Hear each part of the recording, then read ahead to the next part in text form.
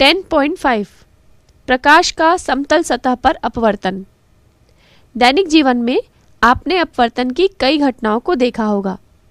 आपने देखा होगा कि पानी से भरे किसी बर्तन की तली उठी हुई दिखाई देती है। क्या आप जानते हैं ऐसा क्यों होता है? यदि पानी के स्थान पर हम कोई अन्य द्रव जैसे मिट्टी का तेल, तारपीन का तेल प्रयोग करें तो क्या बर्तन की तली उतनी ही उठी हुई प्रतीत होगी? पानी से भरे ग्लास में पेंसिल या चम्मच डालकर देखें, वस्तु मुड़ी हुई नजर आती है। इसके पीछे की अवधारणा हम क्रियाकलाप द्वारा समझेंगे। क्रियाकलाप 2। एक मेज पर एक कटोरी रखिए। कटोरी के तल में एक सिक्का रखें। अपने दोस्त को कहिए कि मेज के पास खड़े होकर कटोरी को देखें। अब उस विद्यार्थी को मेज से धीरे धीरे दूर हटने को कहें ताकि सिक्का दिखाई देना बंद हो जाए। उस जगह पर उसे खड़े होने को कहें। अब आप कटोरी में सिक्के को बिना हटाए उसमें पानी डालते जाएं। क्या आपका दोस्त जहां खड़ा है वहां से उसे अब सिक्का दिखने लगा है? यह कैसे संभव हुआ? पानी में हो रहे प्रकाश के अपवर्तन के कारण सिक्का अपनी वास्तविक स्थिति से थोड़ा सा ऊपर उठा हुआ प्रतीत होता है। सिक्के का यही आभासी प्रतिबिंब आपके दोस्त को दिखाई देता है। हम जानते हैं कि प्रकाश की किरण किसी एक माध्यम में जब गमन करती है तब सरल रेखा में चलती है। पर क्या होता है जब प्रकाश एक माध्यम से दूसरे माध्यम में प्रवेश करता है? प्रकाश के सरल रेखीय पथ का दोनों माध्यमों के अंतरापृष्ठ पर क्या होता है? जब प्रकाश किरण एक माध्यम से दूसरे माध्यम में तिरछा प्रवेश करता है तो दूसरे माध्यम में इसके मार्ग की दिशा बदल जाती है।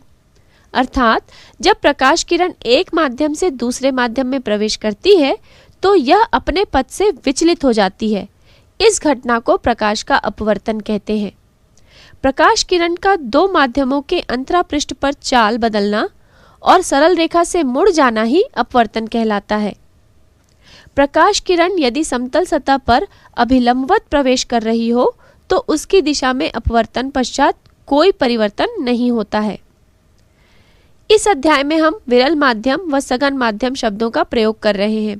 इनका अर्थ प्रकाशिक घनत्व से है। प्रकाशिक घनत्व द्रव्यमान घनत्व से अलग होता है। अधिक अपवर्तनांक वाला माध्यम दूसरे की अपेक्षा प्रकाशिक सघन होता है। जब प्रकाश किरण विरल माध्यम से सघन माध्यम में प्रवेश करती है तब अपवर्तित किरण दोनों माध्यमों के अंतरापृष्ठ पर बने अभिलंब की ओर मुड़ जाती है। क्या आप बता सकते हैं कि अपवर्तित किरण सघन माध्यम से विरल माध्यम में जाते समय अभिलंब की ओर मुड़ेगी या उससे दूर? चित्र को देखकर बताएं और उसके पीछे के कारण पर चर्चा करें। आपतित किरण द्वारा अभिलंब से बने कोण को आपतन कोण, कोण आई, व अपवर्तित किरण के द्वारा लंब से बने कोण को अपवर्तन कोण, कोण आर कहते हैं। क्या आप बता सकते हैं कि सघन माध्यम से विरल माध्यम में जाते समय प्रकाश किरण द्वारा बने कोण आई व कोण आर में से कौन सा कोण बड़ा होगा? चित्र 12 चित्र 12 माध्यम ए माध्यम बी की तुलना में अधिक सघन है, तो माध्यम बी में प्रकाश की चाल v2 माध्यम ए में प्रकाश की चाल v1 से अधिक होगी।